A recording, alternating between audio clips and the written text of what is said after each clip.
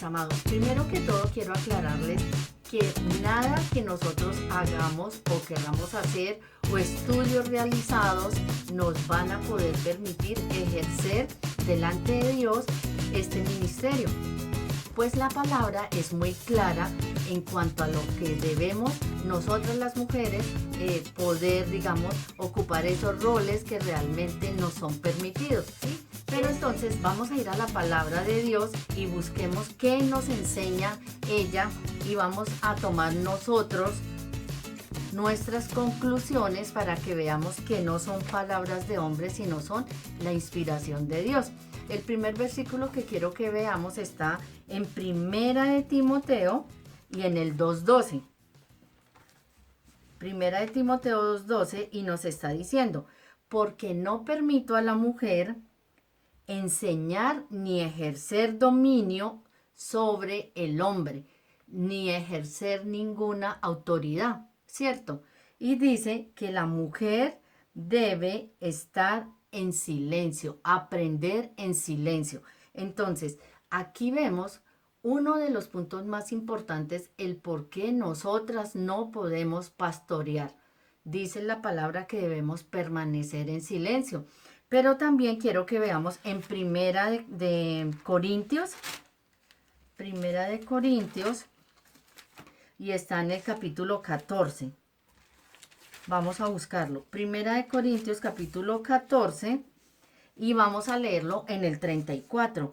Vea lo que dice la palabra de Dios. Dice, vuestras mujeres callen en las congregaciones, porque no les es permitido hablar, sino que estén sujetas, como también la ley lo dice.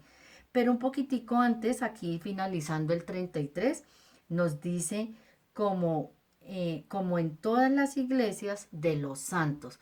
Entonces, nos está enseñando el rol de la mujer allí en la iglesia. Y pues quiero contarles que hay una historia en la Biblia de la cual algunas mujeres han tomado como una interpretación personal y es la historia de Débora.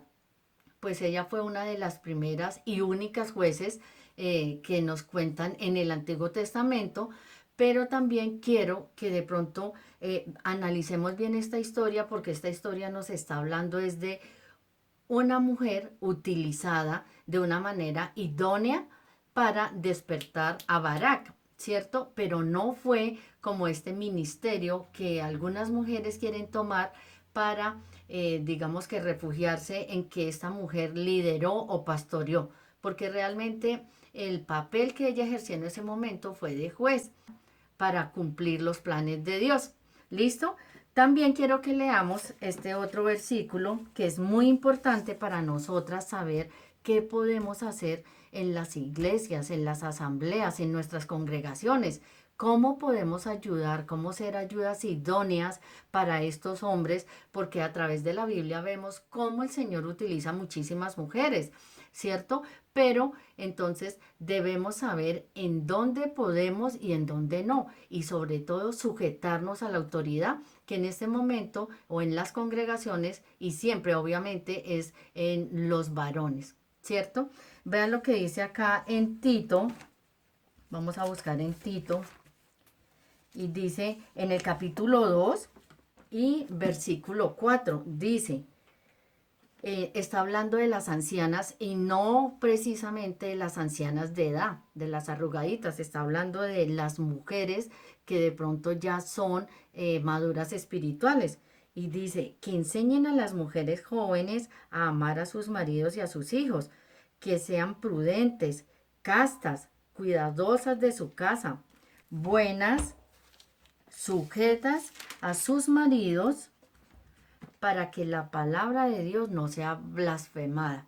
Entonces, ¿qué nos muestra aquí? Si nos gustan los ministerios, pues no olvidemos que el primer ministerio que el Señor nos dio y tal vez el que más nos cuesta y en el que más responsabilidad tenemos es en el ministerio de nuestro hogar.